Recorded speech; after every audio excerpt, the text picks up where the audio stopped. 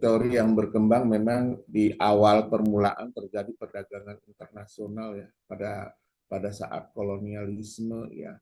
Jadi intinya perdagangan nasional ya atau internasional trade itu merupakan unjuk kekuasaan ya, power dari negara-negara di dunia ya. Jadi kalau memang menguasai perdagangan itu berarti dia menjadi negara yang memang super power ya, yang memang memiliki kekuasaan. Sekarang juga kan lagi terjadi ya antara Iran dengan Amerika ya, dengan Israel. Sebenarnya yang memiliki kepentingan itu ya perdagangan internasional itu ya Amerika sih. Amerika yang memiliki kepentingan ya. Karena Amerika itu kan merasa dirinya memiliki power ya, sehingga karena menguasai perdagangan, mereka juga menguasai pasar, sehingga dia itu merasa menguasai power ya, power. Nah ini jangan dipikir bahwa perdagangan itu sedemikian rupa mudah seperti kita tukar menukar barang. Di sini juga ada unsur politik seperti yang kita pelajari minggu yang lalu. Nah, silahkan ya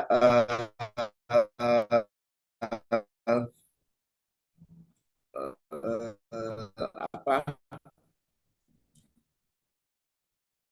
ya atau apa dengan cara kalian ya. Ini berkembang di abad 13 sampai 18 ya. Ciri-cirinya itu kolonialisme ya, terus misionaris, penguasaan armada perang ya, dan ini pada saat itu juga penemuan-penemuan benua baru ya, benua baru itu kan contohnya Selandia, Australia dan lain-lain itu penemuan atau bukan benua saja ya, atau kepulauan-kepulauan yang memang waktu itu belum mengenal yang namanya apa itu negara, apa itu perdagangan, sehingga merasa mereka tuh menemukan harta karun ya harta karun. Dan jangan lupa juga misionaris ya, contohnya Islam, Kristen, kan Indonesia dulu Hindu ya, setelah masuk perdagangan itu ada Islam yang perkembangannya dari Gujarat gitu ya, terus ada juga Kristen, ada yang namanya jalur jalur sutra ya, jalur sutra itu memang jalur yang untuk perdagangan ya, yang memang jalur strategis hingga hingga sekarang ya. Terus ini ya dasar-dasar teorinya ya, dasar teorinya ya. Negara itu akan negara akan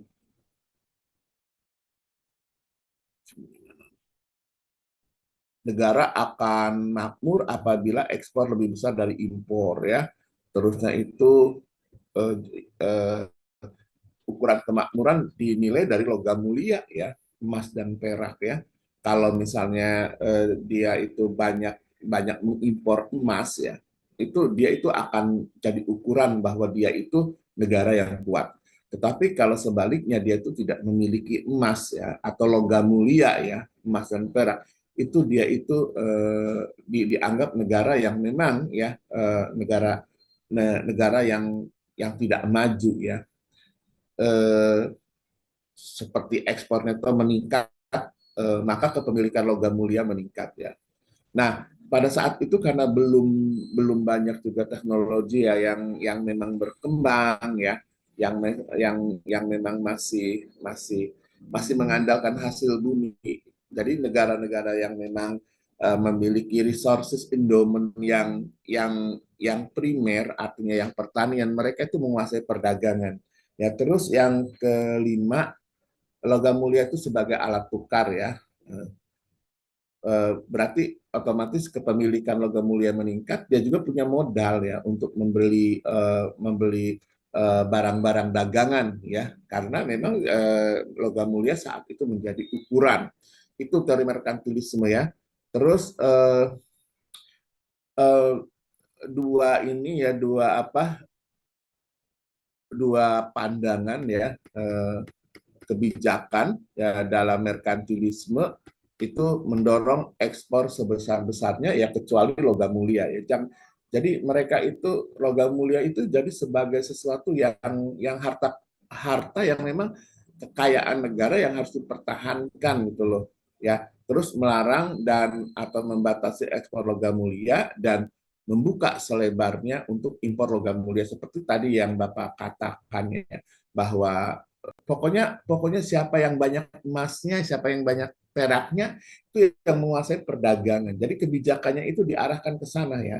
Jadi jangan sampai misalnya logam mulia ini logam mulia apa jangan sampai logam mulia diekspor ya kita kalau bisa mengimpor logam mulia. Nah, ada pertanyaan nanti yang terbesar ya. Nah, ini yang tugas kalian ya, neomerkantilisme, kebijakan proteksi dan tarif barier ya, ini ya.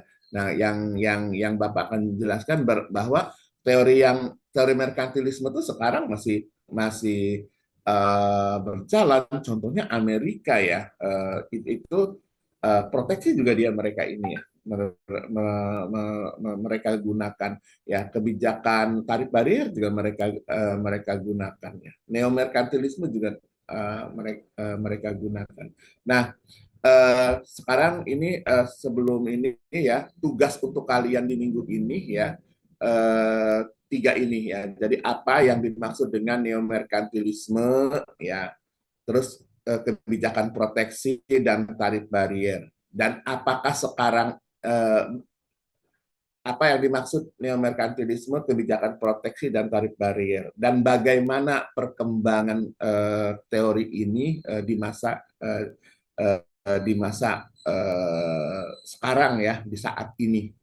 Kamu cuma jelaskan itu aja. Itu tentang teori merkantilisme. Yang terakhir itu, nah ini pertanyaan besar ya, inflasi ya, inflasi. Nah, eh, ini pertanyaan besar ya, baik baik kita secara filosofi ya, secara teori. Nah, kalau kebijakan-kebijakan yang tadi ya bahwa semua standarnya itu harus logam mulia ya, otomatis logam mulia itu akan berlimpah ya terhadap suatu negara di negara itu karena dihadapkan pada satu satu titik ya, artinya barang dagangan itu tidak secepat ya logam mulia yang ada di situ, otomatis di sini produk pada saat produksinya menurun ya, pada saat produksinya menurun ya itu terjadi semacam kenaikan harga barang. Nah, makanya satu kata kunci di sini logam mulia itu pada saat satu titik tertentu yang tidak bisa menjelaskan itu pada saat terjadinya inflasi. Ya, inflasi itu terjadi memang ya kan hubungan teori permintaan dengan penawaran itu ya apabila harga meningkat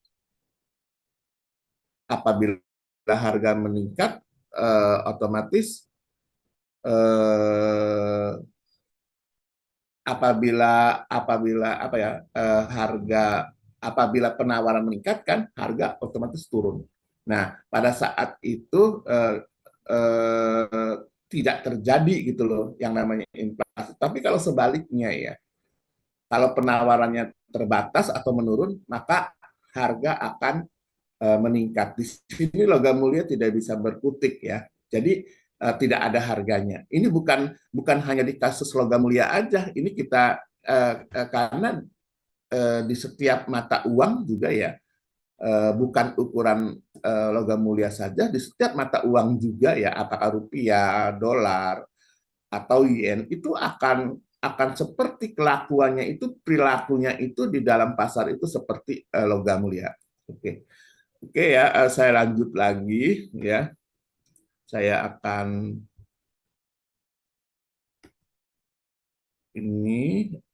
saya akan lanjut biar biar kita cepat.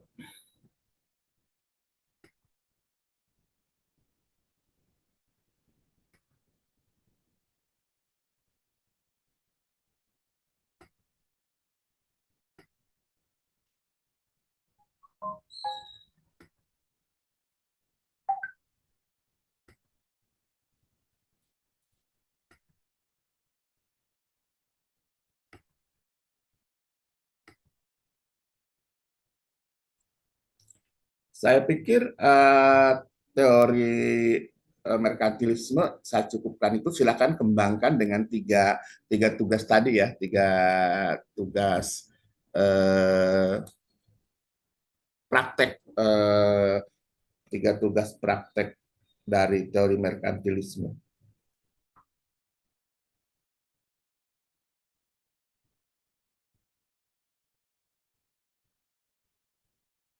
Sekarang teori klasik Adam Smith ya. Di sini teori klasik Adam Smith itu ya artinya ternyata ya bukan bukan logam mulia yang menjadi indikator, atau bukan nilai uang yang menjadi indikator, tetapi kita buktikan ada indikator lain ya, selain logam mulia ya, yang yang yang mengalahkan teori si merkantilisme ini ya.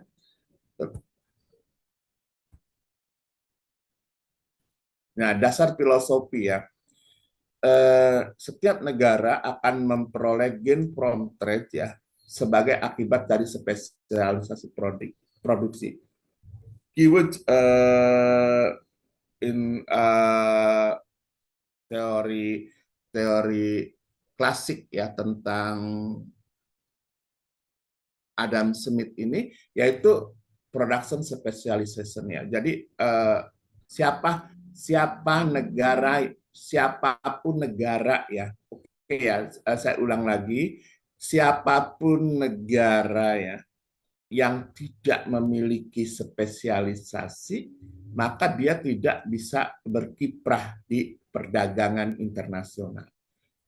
Sebaliknya kan, eh, negara yang memiliki spesialisasi produksi ya, itu yang akan menguasai perdagangan internasional, ya, menguasai perdagangan. Ya. Jadi satu ya, satu kata kuncinya ya, spesialisasi produksi. Nah, spesialisasi produksi ini akan menyebabkan yang namanya absolute advantage, absolute advantage itu keunggulan mutlak ya. Memang dia menang ya, menang di produksi ya, menang di produksi. Contoh analisanya, ini ada dua negara ya, Indonesia dan Cina ya. Dua-duanya itu memproduksi teh sutra ya. Kita bisa hitung ya, kita bisa hitung apakah mereka itu harus harus memproduksi dua-duanya di negara itu, atau mereka hanya butuh spesialisasi. Ya, Indonesia di sini misalnya ya, dia memiliki kemampuan ya, produktivitas tenaga kerja per harinya itu ya 12 kilogram ya. Jadi artinya satu tenaga kerja di Indonesia ya memproduksi teh itu 12 kilogram. Ini Cina 4 kilogram ya. Terus sutra ya, Indonesia itu hanya mampu memproduksi satu tenaga kerja 3 meter ya. Terus Cina 8 meter. Otomatis kalau kita lihat dari absolute advantage ya, Indonesia itu unggul ya, memiliki keunggulan mutlak itu di teh ya. Di teh karena Indonesia ini mampu ya memproduksi dengan spesialisasi tenaga kerja yang tinggi untuk teh. Kalau Cina itu di sutra ya, karena dibandingkan dengan di Indonesia yang hanya 3 meter, Cina memiliki keunggulan yang mutlak ya untuk di kain sutra. Kalau kita lihat hitung-hitungan ya, 12 sama dengan 3 kan itu biasa ya. 1 kilogram berarti harganya itu 1/4 meter. Jadi 1 kilogram teh di Indonesia itu 1/4 meter kain sutra. Artinya ya kita lihat di sini ya. kalau 1 meter kain sutra sama saja dengan 4 kilogram teh. Ya, nah Cina ya kita hitung dengan dasar tukar dalam negeri ya itu 1 kilogram teh itu 2 meter kain sutra. Ini harga ya seperti mata uang karena ini di dalam teori Adam Smith ini ya terjadi asumsinya itu harus barter ya. 1 meter kain sutra sama saja dengan setengah kilogram teh ya. Dari sini kita lihat ya bahwa Indonesia unggul di teh dan Cina unggul di kain sutra.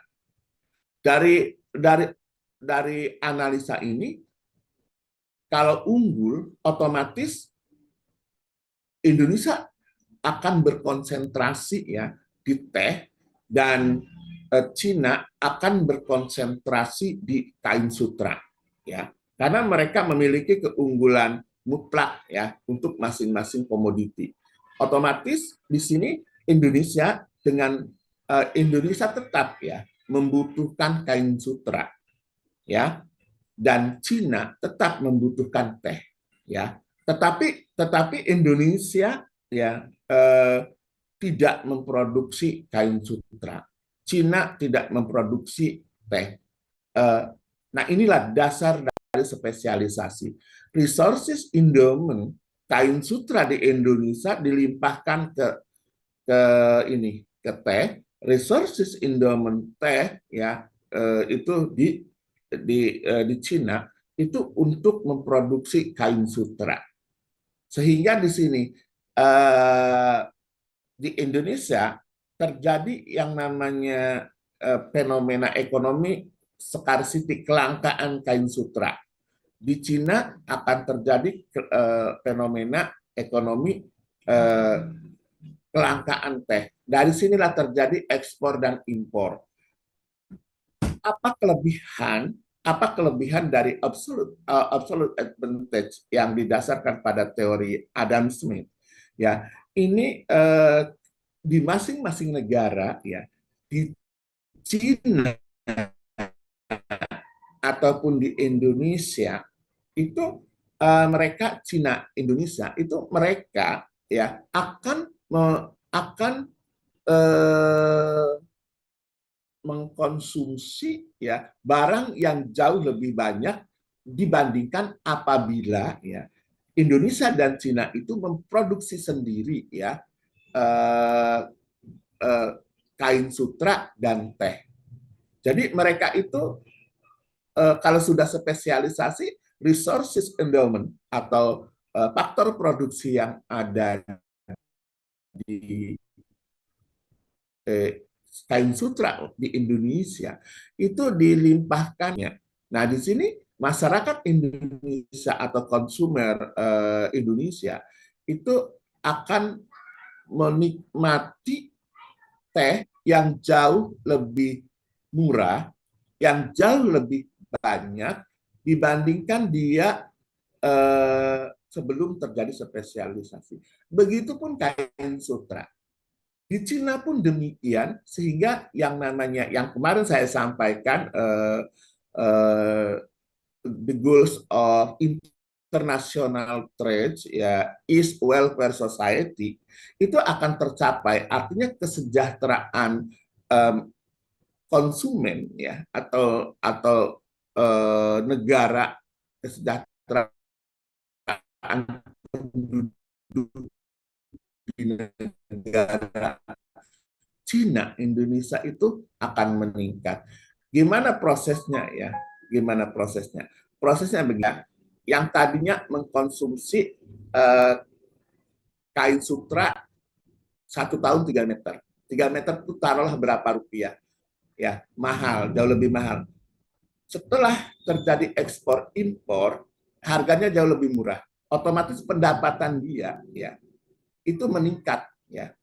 Secara real pendapatan dia meningkat karena dia menikmati harga dari kain sutra di Indonesia itu lebih murah. Untuk di Cina teh, dia pendapatannya juga akan meningkat karena turunnya ya harga teh, ya itu welfare society. Terus welfare society itu terjadi juga karena gini, karena masing-masing negara itu ya dapat menikmati ya komoditi yang diperdagangkan karena komoditi itu eh, ada ketersediaannya itu sustainable, ya artinya berlanjut terus ya. Oke, itu ya ini yang saya jelaskan tadi ya. Terus asumsi yang digunakan dalam absolute advantage ya.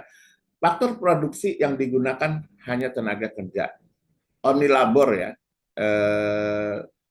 To use asumsinya dalam absolute advantage. Jadi hanya tenaga kerja saja. Kualitas barang yang diproduksi kedua negara sama harus sama. Kalau tidak sama tidak akan terjadi perdagangan, ya. Ya, jadi asumsinya seperti itu. Terus pertukaran dilakukan secara barter, ya. Terusnya itu biaya transport diabaikan, ya. Jadi asumsi asumsi dari absolute advantage itu seperti itu, ya. Terus ini gain from trade, ya uh,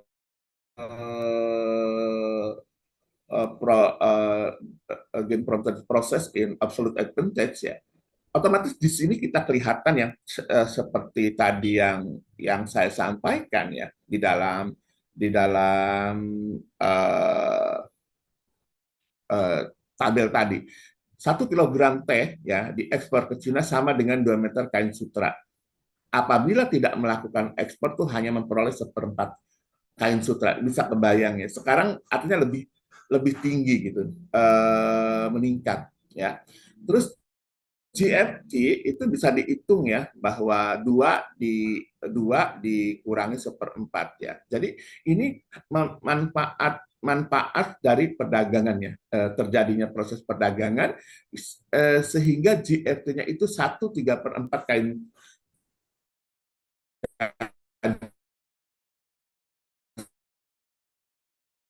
sutra ya.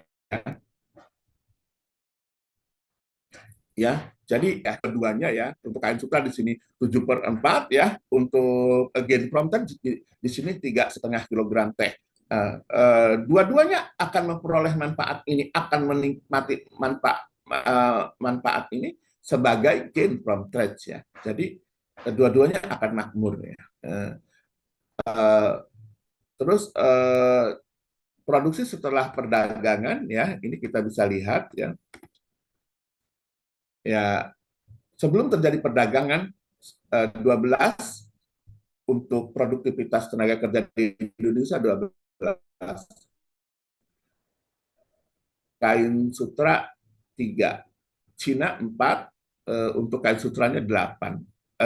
Totalnya itu 16, 11, taruhlah 2 kali lipat ya, semuanya dilimpahkan, kita pakai asumsi itu, sehingga Indonesia bisa berkonsentrasi di teh ya, 24, dan kain sutranya itu 16. Nah, jumlah total keseluruhan 24, 16. Kita bandingkan.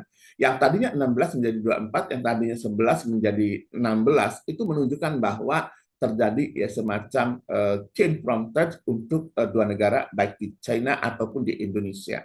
Ya, seperti itu ya. Cuma di sini ada kelemahan teori Adam Smith. Adam Smith. Di sini ada Adam Smith approach ya, atau point of view dari Adam Smith yang mengungkapkan bahwa ya perdagangan internasional akan terjadi dan menguntungkan kedua negara apabila masing-masing negara memiliki keunggulan absolut yang berbeda. Nah, sekarang ada pertanyaan ya, apakah hanya ada satu negara yang memiliki keunggulan absolut perdagangan tidak akan terjadi? Ya, nah itu kita jawab untuk di minggu depannya ya, di minggu depannya Richardian teori. Oke ya.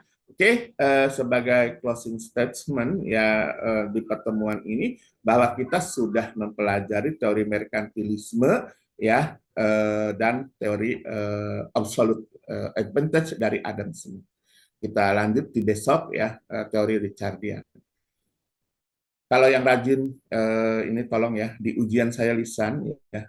Kalau Anda tidak pernah memperhatikan nanti ya kawan-kawan ya nanti akan kewalahan ya untuk ininya. Sebenarnya tidak usah menghafal juga ya, tidak apa-apa. Yang penting kamu dipoto slide-nya ya terus dipelajari ya terus apa yang didengarkan dari saya kamu catat itu sudah cukup untuk ujian. Oke, itu saja karena saya akan pindah di kelas lain ya. Kita berbagi waktu ya. Saya akan coba absen.